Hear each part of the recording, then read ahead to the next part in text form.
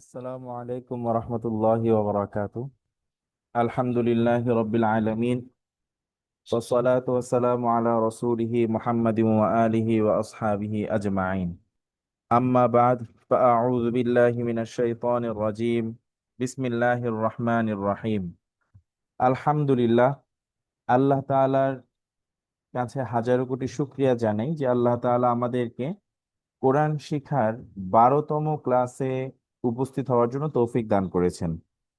তো আজকে আমাদের যেই পড়াটি চলছিল, মূলত তো আমরা যে অধ্যায়তে ছিলাম সেটি ছিল আহ হুরুফ আল মাখারিজ ফাউন্ডেশন, অর্থাৎ আমরা মুরাক্কাবের অধ্যায়ে ছিলাম।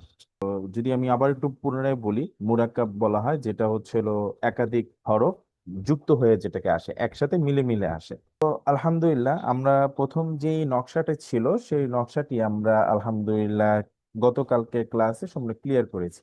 আমরা টুডেস লেসন আজকের পড়ায় চলে যাচ্ছি। আজকের পড়া ছিল আমাদের দ্বিতীয় নকশা। তো দ্বিতীয় নকশা এটারও কিন্তু একটা নাম আছে। ঠিক আছে, তো আমরা নামটা দেখি। এখানে প্রথমেই দেখা যাচ্ছে উল্টা দাঁত। আগেটা ছিল সোজা, এটা হচ্ছে একটু উল্টা। এর জন্য এটাকে আমরা নাম দিতে পারি উল্টা দাঁত।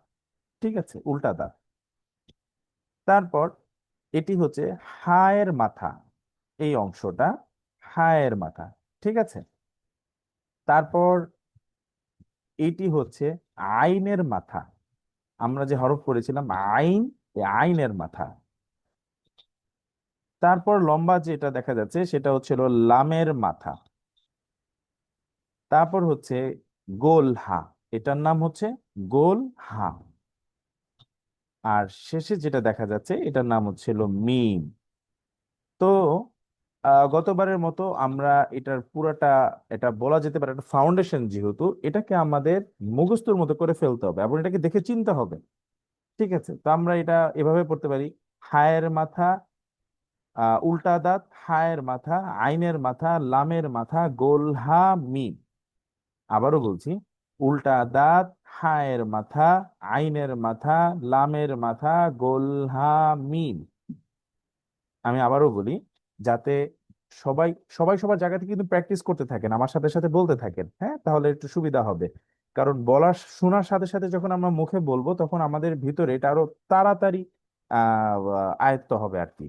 তো উল্টা দাঁত, হায়ের মাথা, আইনের মাথা, লামের মাথা, গোল হা মিম।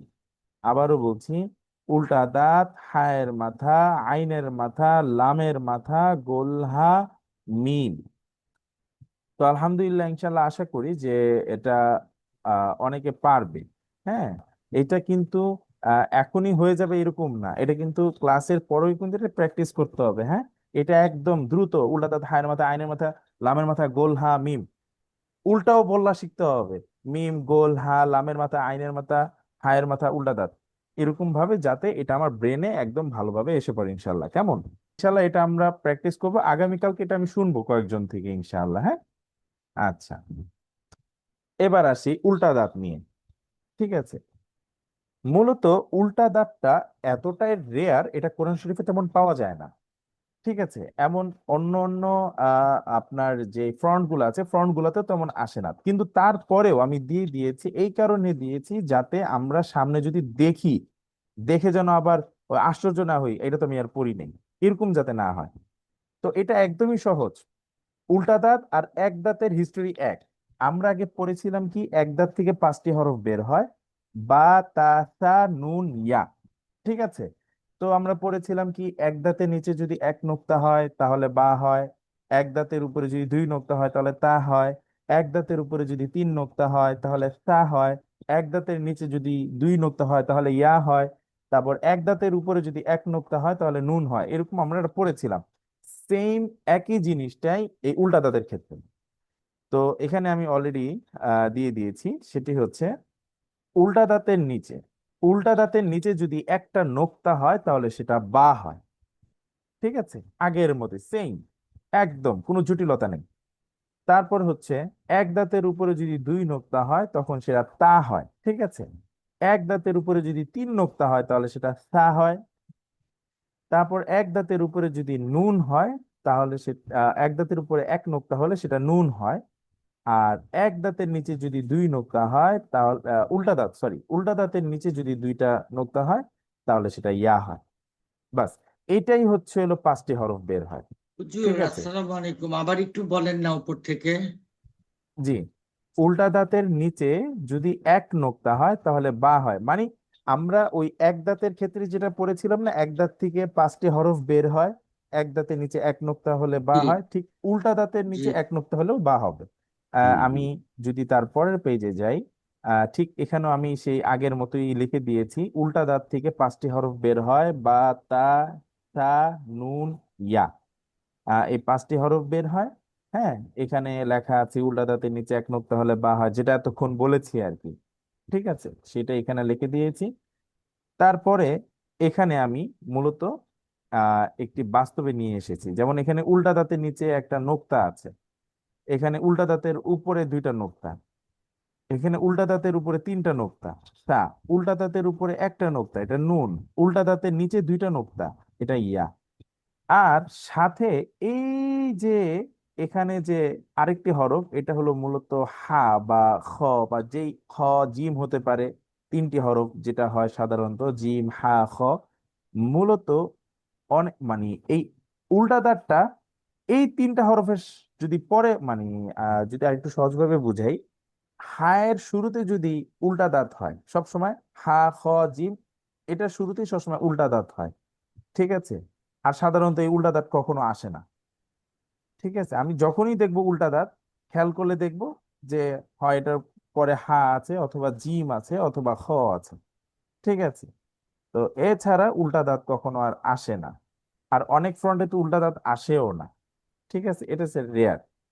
তো এটা ইনশাল্লাহ আশা করি বুঝতে সহজ হবে, সামনে আমরা আরো বুঝবো ইনশাল্লাহ। তাহলে ইনশাল্লাহ আজকের ক্লাসটা আমরা এতটুকুই রাখি, উল্টা দাঁত নিয়ে আমরা একটু দেখি, যেহেতু সময় শেষ। ইনশাল্লাহ আগামী ক্লাসে আমরা হায়ের মাথা, উল্টা দাঁত, হায়ের মাথা, হায়ের মাথা নিয়ে ইনশাল্লাহ আমরা একটু বিস্তারিত আলোচনা করব ইনশাল্লাহ।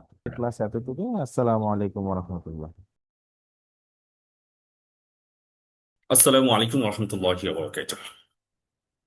আলহামদুলিল্লাহি ওয়াহদা ওয়াসসালাতু ওয়াসসালামু আলা রাসূলিল্লাহ মান লা নাবিয়্যা বা'দা ওয়া আলা আলিহি ওয়া সাহবিহি আজমাইন আম্মা বা'দ। আউযু বিল্লাহি মিনাশ শাইতানির রাজীম। বিসমিল্লাহির রহমানির রহিম।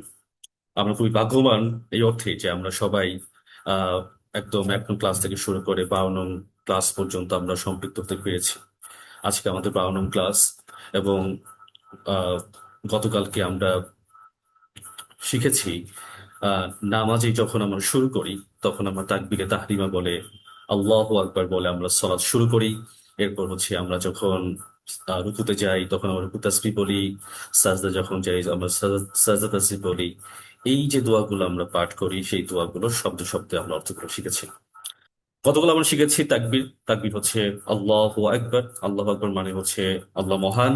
রুকু তাসবিহ সুবহান রাব্বিয়াল আযীম, পরম মহিমান্বিত আমার পালনকর্তা। রুকু থেকে ওঠার দোয়া সামি আল্লাহু লিমান হামিদা, আল্লাহ শুনছেন যার জন্য তার প্রশংসা করা হয়। রব্বানা ওয়া লাকাল হামদ, হে আমাদের পালনকর্তা, সমস্ত প্রশংসা আপনারই জন্য। তারপর আমরা শিখেছি সাজদা তাসবিহ সুবহান রাব্বিয়াল আলা, পরম উচ্চতম আমার পালনকর্তা যিনি পরিপূর্ণ পবিত্র। পরম উচ্চতম আমার পালনকর্তা পরিপূর্ণ পবিত্র। তারপর সালাম শিখেছি আসসালামু আলাইকুম রহমতুল্লাহ, আপনার প্রতি আল্লাহর শান্তি ও দয়া বর্ষিত হোক। আজকে আমরা চলে যাচ্ছি টুডেস লেসনে। তো আমরা গতকালকে এটা একটি গ্লিমস আমরা দেখেছি। আমরা শিখেছিলাম আত-তাহিয়াতু লিল্লাহি ওয়াস সালাওয়াত, সমস্ত সম্ভাষণ, সকল ইবাদত, সমস্ত পবিত্র কথা তা আল্লাহর জন্য। আসসালামু আলাইকা আইয়ুহান নাবিয়্যু ওয়া রাহমাতুল্লাহি ওয়া বারাকাতুহু, অর্থ হে নবী, আপনার উপর শান্তি বর্ষিত হোক এবং আল্লাহর রহমত ও তার বরকত সমূহ আপনার উপর বর্ষণ হোক। তারপর আমরা শিখেছি আসসালামু আলাইনা ওয়া আলা ইবাদিল্লাহিস সলিহিন, আমাদের সৎকর্মশীল বান্দাদের উপরও হচ্ছে আপনার আল্লাহ সুবহানাহু ওয়া তাআলার শান্তি বর্ষণ হোক।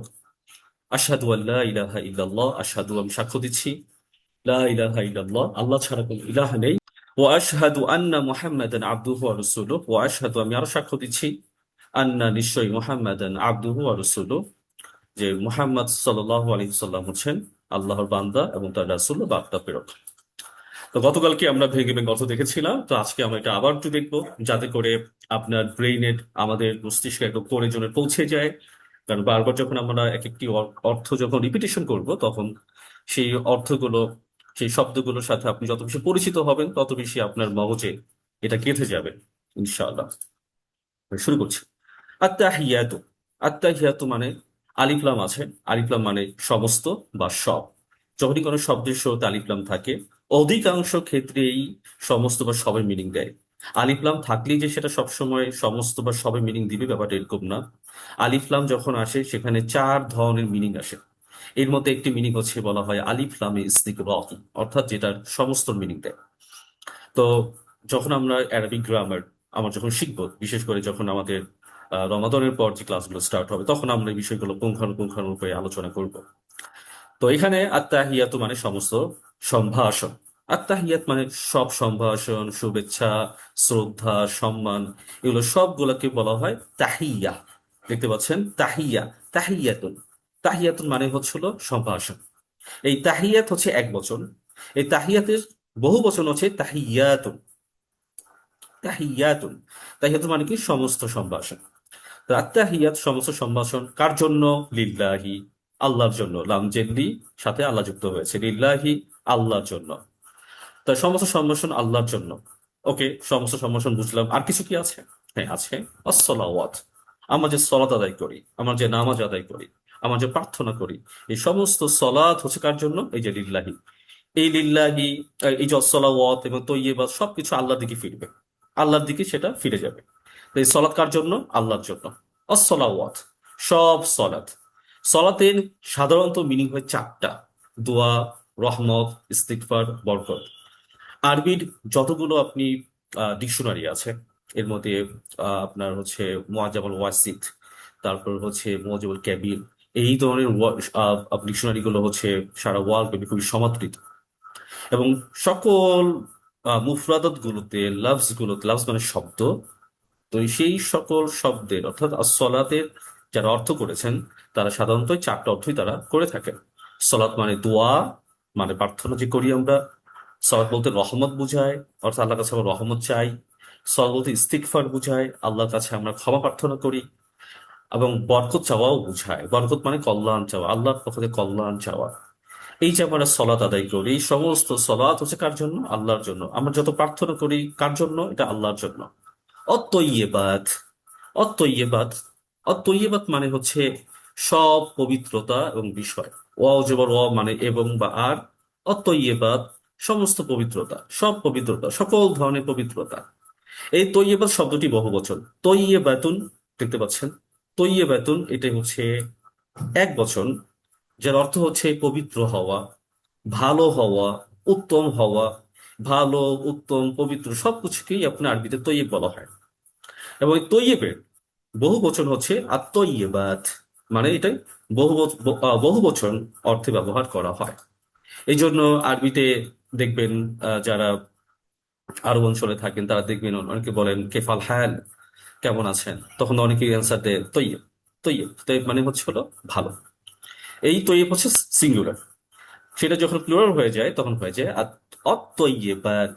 অতইয়েবাত মানে পবিত্র হওয়া, অথবা ভালো হওয়া, অথবা উত্তম হওয়া। তারপর হচ্ছে আমরা তার সাথে বলি আসসালামু আলাইকা আইয়ুহান নাবিয়্যু।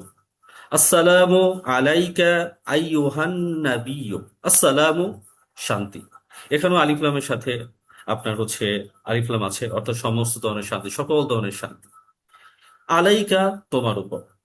আলাইকা, আচ্ছা একটা বিষয় বলার বাকি ছিল। আসসালাম মানে শান্তি। এই আসসালাম শব্দটি এসে সালাম থেকে। সালামুন, সালাম মানে শান্তি।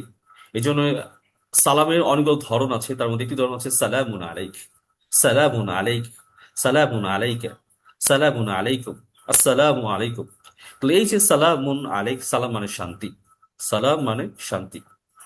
এবং এই সালাম শব্দটি হচ্ছিল মূল রুট ওয়ার্ড। সেই রুট ওয়ার্ডটা যদি সিমের উপর যদি জবর হয়, তখন হয় এটা মিনিং দেয় শান্তি। সিন এর নিচে যদি আপনার জের হয়, তখন এটা অর্থ হয়ে যাবে সিলমুন। তাহলে সিলমুন যখন হয়, তখন এটা অর্থ হয়ে যায় নিরাপত্তা। নিরাপত্তা চাওয়া। এই সিলবন থেকে এসে হচ্ছে ইসলাম। এই যে আমরা যে ইসলাম ধর্ম পালন করছি, ইসলাম, এই ইসলাম মানে হচ্ছে হলো, যখন আপনি নিরাপত্তা চাইবেন, আপনি নিরাপত্তা তখনই চাইতে পারেন যখন তার আপনি ল গুলোকে মেনে নেন, অর্থাৎ আপনি আত্মসমর্পণ করেন। তার ইসলাম মানে হচ্ছে আত্মসমর্পণ করা। অর্থাৎ আল্লাহ সুবহানাহু ওয়া তাআলার যত ল, রুলস এন্ড আপনার রেগুলেশনস, আল্লাহ সুবহানাহু ওয়া তাআলার অর্ডার্স, আপনার সকল আপনার এই আপনার এই সকল আদেশ নিষেধগুলোকে পালন করাকে বোঝায়। আপনার আপনি আল্লাহর কাছে আত্মসমর্পণ করে দিচ্ছেন। আপনি যখন নিজেকে আত্মসমর্পণ করে দিলেন, তখন আপনি হয়ে গেলেন মুসলিম। মুসলিম মানে কি? আত্মসমর্পণকারী। আত্মসমর্পণকারী। তা দেখতে পাচ্ছেন আপনারা, আসসালাম মানে শান্তি, একটা শব্দ দিয়ে আমরা অনেকগুলো শব্দের সেন্স ধরতে পেরেছি, আলহামদুলিল্লাহ। তাহলে মুসলিম মানে আত্মসমর্পণকারী, ইসলাম বা সেলুন মানে নিরাপত্তা বা আত্মসমর্পণ করা, আর সালামুন মানে হচ্ছে শান্তি। আইয়ুহা, আসসালামু আলাইকা, আপনার উপর শান্তি। আইয়ুহা, আইয়ুহা মানে হে। এই আইয়ুহা শব্দটির আরেকটি মিনিং, আরেকটি আরবি আছে, যেটা হচ্ছে ইয়া। ইয়া অর্থ হচ্ছে হলো হে। আরবিতে ইয়া মানেও হে, আইয়ুহাও মানে হে। তাহলে এই দুই হের ভিতর পার্থক্যটা কি? মানে হে বলতে সম্বোধন করার জন্য আমরা যে শব্দগুলো ব্যবহার করি, এটাকে আরবিতে বলা হয় হুরুফুন নিদা। হুরুফুন নিদা, এই হুরুফুন নিদার প্রায় 5 থেকে 6টি শব্দ আছে, ইয়া, আইয়া, হাইয়া, আইয়ুহা। এর মধ্যে একটা হচ্ছে হলো ইয়া, আর একটা হচ্ছে আইয়ুহা। কুরআনে আপনি আইয়ুহার সাথে অনেক বেশি পরিচিত। ইয়া আইয়ুহাল্লাযীনা আমানু, ইয়া আইয়ুহান নাস, এইভাবে করে আপনার সম্বোধন করা হয়েছে। বেসিক পার্থক্যটা হচ্ছে, যখন কোনো কিছুর ব্যাপারে অধিক গুরুত্ব বা সম্মান সূচক ভাবে ব্যবহার করা হয়, সম্মান সূচক ভাবে কাউকে আহ্বান করা হয়, তখনই আমরা আইয়ুহা শব্দটি ব্যবহার করে থাকি।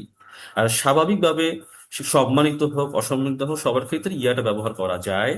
কিন্তু আইয়ুহাটা, যদি সেই সম্মানের সাথে তার কোনো কিছুকে যদি আমরা নোটিস করতে চাই, বিশেষভাবে নজর দেওয়াতে চাই, তখন আইয়ুহা শব্দটি ব্যবহার করা হচ্ছে। এই আইয়ুহা দ্বারা কাকে বিশেষভাবে নজর দেওয়া হচ্ছে? আন-নাবিয়্যু। এই যে আলিফ লাম আছে এখানে, আলিফ লাম মানে কিন্তু এটা না, সমস্ত নবী। এই নবীটা ফিক্সড হয়ে গিয়েছে। এটা কি? Article, definite article. এই নবী দ্বারা বলতে মুহাম্মদ রাসূলুল্লাহ সাল্লাল্লাহু আলাইহি ওয়াসাল্লামকে বোঝানো হচ্ছে। আসসালামু আলাইকুম, কেন? কারণ কি, কি করে বুঝলেন? প্রশ্ন আসতে পারে যে এখানে তাহলে আপনি কি করে বুঝলেন যে আলিফ লাম দ্বারা সমস্ত যত নবী আছে তাদেরকে বোঝানো হচ্ছে না? তার দুটো কারণ। যদি আলিফ লাম দ্বারা সমস্ত নবীকে বোঝানো হতো, তাহলে শব্দটি হয়ে যেত প্লুরাল, হয়ে যেত আন-নাবিয়্যিন, হয়ে যেত আইয়ুহান নাবিয়্যিন, তখন সেটা বহুবচন হয়ে যেত। যেহেতু নবী এইটি বহুবচন না, এটি এক বচন, তাই এখানে নাবী আসে। দ্বিতীয়ত যুক্তি হচ্ছে আসসালামু আলাইকা। এই যে আলাইকা, কাপটা হচ্ছে সিঙ্গুলার, সেটি যখন প্লুরাল হয়ে যায় তখন হয়ে যাবে আসসালামু আলাইকুম। আসসালামু আলাইকুম। এই আলাইকুমের সেন্স চলে যেত হচ্ছে বা মারজা বা মডিফাই করতে হচ্ছে নবীকে। তাহলে এখানে যেহেতু সিঙ্গুলার, তাহলে এখানে নবীও সিঙ্গুলার, তাহলে বোঝাই যাচ্ছে এই নবী বলতে মুহাম্মদ রাসূলুল্লাহ সাল্লাল্লাহু আলাইহি সাল্লামকে বোঝানো হয়েছে, যেটা আপনি পরবর্তীতে আরো স্পষ্ট করে বুঝতে পারবেন আমরা যখন সামনের দিকে যখন যাব। আসসালামু আলাইকা, আপনার উপর শান্তি বর্ষণ হোক। আইয়ুহা, হে। আন-নবী, নবী মানে হচ্ছে নবী, আন-নবী নবী, হে নবী, আপনার উপর বা তোমার উপর শান্তি বর্ষণ হোক, শান্তি বর্ষিত হোক। রহমাতুল্লাহি ওয়া বারাকাতুহু, গতকালকে আমরা সালাম শিখেছি, অলরেডি আপনার কাছে পরিচিত হয়ে গিয়েছে। রহমা এবং দয়া, আল্লাহ মানে আল্লাহ, অবারাকাতুহু তার বরকত সমূহ, তার বরকত। তারপর আবার বলা হচ্ছে আসসালামু আলাইনা, আসসালামু আলাইনা, শান্তি, সমস্ত ধরনের শান্তি বর্ষণ হোক, আলাইনা আমাদের উপর। এই আমাদের বলতে কারা? এই যে আমরা যারা বান্দা যারা আছে। এবং শুধু এখানে আমরাই বান্দা না, আদম আলী ইসলাম থেকে শুরু করে যত বান্দা দুনিয়াতে এসেছেন, আল্লাহ সুবহানাহু ওয়া তাআলাকে মেনে নিয়েছেন, আত্মসমর্পণ করেছেন, আল্লাহ নেককার বান্দা হিসেবে বিবেচিত হয়েছেন, সকল বান্দাদেরকে এখানে বোঝানো হয়েছে। আসসালাম, সমস্ত ধরনের শান্তি, আলাইনা আমাদের উপর, ওয়ালা এবং উপর, কার উপর? ইবাদ। ইবাদ শব্দটি অর্থ কি? বান্দাদের। ইবাদ মানে কি? বান্দাদের। এই ইবাদ শব্দটির এক বচন হচ্ছে আবেদুন। আবেদুন, আব্দুল মানে হচ্ছে দাস বা অনুগত ব্যক্তি। তো দাস কাকে বলি? যে ব্যক্তি অনুগত থাকে, যে ব্যক্তি অনুগত থাকে তাকে বলা হয় দাস। এই আব্দুন থেকে সেই ইবাদা, ইবাদা মানে হচ্ছে উপাসনা করা বা দাসত্ব করা। এই আব্দুল থেকে এসে এই ইবাদা, ইবাদা মানে হচ্ছে উপাসনা করা বা দাসত্ব করা। এই আব্দুলের বহু বচন হচ্ছে ইবাদ, মানে বান্দাদের, বান্দারা। তাহলে সকল বান্দাদের উপর কি হোক? শান্তি বর্ষণ হোক। কার বান্দা? আল্লাহ। তাহলে ইবাদিল্লাহ, আল্লাহর বান্দা, আল্লাহর বান্দাদের উপর অর্থাৎ আমাদের উপর শান্তি বর্ষণ হোক। এই বান্দাদের বৈশিষ্ট্য কি? আল্লাহ এখানে আল্লাহর কাছে যেমন দোয়া করি, এই দোয়ার ভিতরে চলে আসে আসলিহীন। আসলিহীন সৎকর্মশীল। যারা সৎকর্মশীল, এই সৎকর্মশীল এই শব্দটি হচ্ছে আপনার বহুবচন, যেখানে যত ধরনের ভালো মানুষ আছেন, যারা ঈমান এনেছেন, ভালো কাজ করেছেন, সৎকর্ম করেছেন, আল্লাহ আল্লাহ সুবহানাহু ওয়া তাআলা ইবাদত বন্দেগী করেছেন, এদেরকে বলা হয় সলিহিন। আর সলিহিন সৎকর্মশীল। তাহলে কি দাঁড়াচ্ছে? আসসালাম সমস্ত ধরনের শান্তি, আলাইনা আমাদের উপর বর্ষণ হোক, ওয়ালা এবং সেই সকল লোকদের উপর বর্ষণ হোক, ওয়ালা ইবাদ সেই সব বান্দাদের উপর বর্ষণ হোক। বান্দার কারা? আল্লাহ, ইবাদিল্লাহ, আল্লাহর বান্দা। এই বান্দাদের বৈশিষ্ট্য কি? বান্দারা হবেন সলিহিন, সৎকর্মশীল। আর সলিহিন মানে কি হবে? সৎকর্মশীল। তারপর আমরা কি দেই? আমরা কালেমা শাহাদাত বলি, আমরা শাহাদাত বাক্য পালন করি। আশহাদু আল্লা ইলাহা ইল্লাল্লাহ। আশহাদ মানে আমি সাক্ষ্য দিচ্ছি। আশহাদু আমি সাক্ষ্য দিচ্ছি। শাহাদাত থেকে আসে, শাহাদাত মানে সাক্ষ্য দেওয়া। শাহাদাতুন মানে সাক্ষ্য দেওয়া। আশহাদু আমি সাক্ষ্য দিচ্ছি। আলিফের জায়গায় যদি নুন আসতো, নাশহাদু মানে আমরা সাক্ষ্য দিচ্ছি। আশহাদু আমি সাক্ষ্য দিচ্ছি, নাশহাদু আমরা সাক্ষ্য দিচ্ছি। আন আন মানে হচ্ছে হলো যে, আরবিতে আন মানে হচ্ছে হলো যে। তারপর কি আছে? লা ইলাহা ইল্লাল্লাহ। এই শব্দটি আমরা 3 নম্বর ক্লাসে শিখে এসেছি। কালেমাতে এবার শিখেছি লা ইলাহা ইল্লাল্লাহ। অনেকবার আলোচনা হয়েছে। লা মানে নেই, ইলাহা উপাস্য নেই, ইল্লা মানে ছাড়া বা ব্যতীত। কে ছাড়া? আল্লাহ, আল্লাহ ছাড়া, আল্লাহ ছাড়া আর কোনো উপাস্য নেই, আর কোনো মাবুদ নেই। ও আশহাদু ও এবং আশহাদু আমি আরো সাক্ষ্য দিচ্ছি। আন্না আন্না মানে নিশ্চয়, আন্না মানে নিশ্চয়। ইন্না আন্না কান্না কান্না লাইতা লাকুম লা আন্না। এই ধরনের শব্দগুলোকে বলা হয় হচ্ছে আল হুরুফ মুশাব্বাহু বিল ফিল। অর্থাৎ এই শব্দগুলো যখন আসে তখন তার পরের শব্দগুলোকে মানে তাকিদ দেওয়া বোঝায়, অনেক বেশি এমফেসাইজড করে। ও আশহাদু আমি সাক্ষ্য দিচ্ছি, আন্না নিশ্চয়, মুহাম্মাদান মুহাম্মদ সাল্লাল্লাহু আলাইহি সাল্লাম তিনি কে? আবদুহু তিনি হচ্ছেন আল্লাহর বান্দা। তাহলে এই হা হু, এই হু হু বলতে কাকে বোঝানো হচ্ছে? হু বলতে বোঝানো হচ্ছে আল্লাহকে। আবদুহু তার বান্দা। কার বান্দা? আল্লাহর বান্দা। তার এই মোহাম্মদ সাল্লাল্লাহু আলাইহি সাল্লাম কার কোনো বৈশিষ্ট্য আছে? আরেকটা বৈশিষ্ট্য আছে, ও রসুল, এবং তিনি হচ্ছেন আল্লাহ রসুল। তো আমি স্বীকৃতি দিচ্ছি মোহাম্মদ সাল্লাল্লাহু আলাইহি সাল্লাম হচ্ছেন আল্লাহ একজন বান্দা ও রসুল, এবং তার একজন রসুল। রসুল মানে বার্তা বাহক, বার্তা প্রেরক বা সংবাদ বাহক। ও আশহাদু আন্না মুহাম্মাদান আবদুহু ওয়া রাসূলুহু নিশ্চয়ই আমি আরো সাক্ষ্য দিচ্ছি মুহাম্মদ সাল্লাল্লাহু আলাইহি সাল্লাম আবদুহু তার বান্দা ও রাসূলুহু তার রাসূল। তো আলহামদুলিল্লাহ আমরা আহ, আপনার হচ্ছে তাশাহুদ শিখলাম। এখন আমরা আগামীকাল যে পড়াটা নেক্সট লেসন প্রিভিউ, সেটা একটু প্রিভিউ করব। আগামীকাল শিখবো হচ্ছে আমরা দরুদ ইব্রাহিম, এবং সেই দরুদ ইব্রাহিমটা আমরা একটু চোখ বুলাবো। আহ মজার ব্যাপার হচ্ছে দরুদ ইব্রাহিমে আপনারা অনেকগুলো আয়াত শব্দ দেখতে পাচ্ছেন, বাক্য দেখতে পাচ্ছেন, কিন্তু মাত্র 5টা ওয়ার্ড হচ্ছে আপনাদের কাছে নতুন। অ্যাকচুয়ালি এখানে নতুন শব্দ হচ্ছে মাত্র একটা, মানে 4টা। এই সল্লা এবং এই সল্লি এবং সল্লাই থেকে আসলে এটা রুট ওয়ার্ড, একটাই শব্দ নতুন এসেছে বিদায় আপনাদেরকে আমি আলাদা করে দেখিয়েছি। কিন্তু এখানে মৌলিক শব্দ হচ্ছে আপনাদের কাছে জানার জন্য মাত্র 4টা। তো দেখতে বড় মনে হলো এটা দরুদ ইব্রাহিম। আপনি যখন পড়বেন আপনি অনেক বেশি আনন্দ পাবেন। যারা আমাদের শুরু থেকে ক্লাসগুলো করেছেন তারা আপনি খুবই মজা পাবেন, কারণ হচ্ছে যখন আপনি দেখবেন প্রতিটা ওয়ার্ডের সাথে আপনি পরিচিত। তো আমরা শুরু করি, চলো। দরুদ ইব্রাহিম। আল্লাহুম্মা সল্লি আলা মুহাম্মদ। আল্লাহুম্মা আমাদের পরিচিত শব্দ, হে আল্লাহ। সল্লি রহমত বর্ষণ করুন, রহমত বর্ষণ করুন। এই সল্লি শব্দটার মূল অর্থ হচ্ছে হলো সলাত, অর্থাৎ আল্লাহর জন্য এটা ইস্তেগফার যাবে না। আল্লাহর অর্থ এটা কি যাবে? আল্লাহর ক্ষেত্রে এটা যখন এটা যখন এটা ইন্ডিকেট যখন করবে তখন হবে আল্লাহর কাছ থেকে আমি রহমত চাচ্ছি, আল্লাহর কাছ থেকে আমি বারাকা চাচ্ছি। আল্লাহুম্মা সল্লি, হে আল্লাহ আপনি রহমত বর্ষণ করুন। আলা উপর, কার উপর? মুহাম্মদ, মুহাম্মদ সাল্লাল্লাহু আলাইহি সাল্লামের উপর আপনি রহমত বর্ষণ করুন। ও আলা এবং উপর, ও আলা এবং উপর, আলী আলী মানে পরিবার। আল শব্দটি যখন আসে সেটা আহলুনের মিনিং দেয়। আহলুন, আহলুন মানে হচ্ছে হলো পরিবার। এটা আমরা আগামী ক্লাসে আমরা আরো বিস্তারিত আলোচনা করব। সংক্ষেপে বুঝাচ্ছি, আল মানে পরিবার, মোহাম্মদ মুহাম্মদ সাল্লাল্লাহু আলাইহি ওয়াসাল্লাম। তাহলে আপনি কি করবেন? আমরা কি কি দোয়া করছি?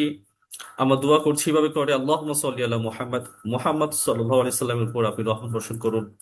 ওয়া আলা আলি মুহাম্মদ, এবং মুহাম্মদ সাল্লাল্লাহু আলাইহি সাল্লামের পরিবারের উপরও আপনি রহমত বর্ষণ করুন।